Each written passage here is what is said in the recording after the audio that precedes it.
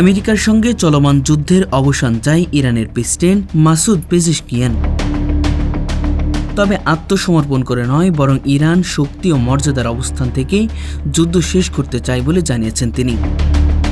গতকাল দেওয়া এক বক্তব্যে পেজেশকিয়ান বলেন, বর্তমান পরিস্থিতিতে যুদ্ধ শেষ করাই ইরানের জন্য ভালো হবে। পেজেশকিয়ানের এই বক্তব্য এমন এক সময় এলো যখন ওয়াশিংটন তেহরানের উপর অর্থনৈতিক চাপ আরও বাড়ার প্রস্তুতি নিচ্ছে। যুক্তরাষ্ট্র নতুন করে কঠোর নিষেধাজ্ঞার ঘোষণা দিয়েছে। একই সময়ে গুরুত্বপূর্ণ হরমুজ প্রণালীকে ঘিরেও দুই দেশের মধ্যে উত্তেজনা অব্যাহত রয়েছে। এই পরিস্থিতিতে দীর্ঘমেয়াদী যুদ্ধের পরিবর্তে আলোচনার মাধ্যমে সমাধানের পথ খুঁজতে চাইছে তেহরান।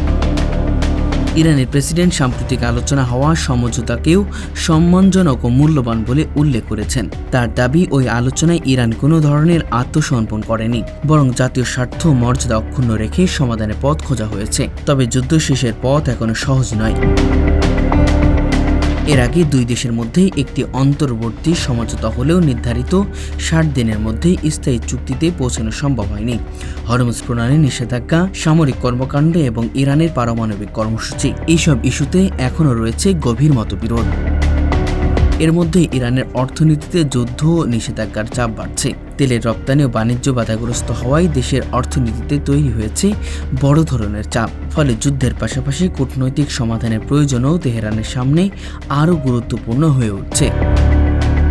এখন বড় প্রশ্ন, ইরানের প্রেসিডেন্ট যুদ্ধ শেষ করতে আগ্রহী হলেও যুক্তরাষ্ট্র কি সেই পথে এগোবে, নাকি নিষেধাজ্ঞা ও সামরিক চাপ আরও বাড়িয়ে তেহরানকে নতুন শর্ত মানতে বাধ্য করবে?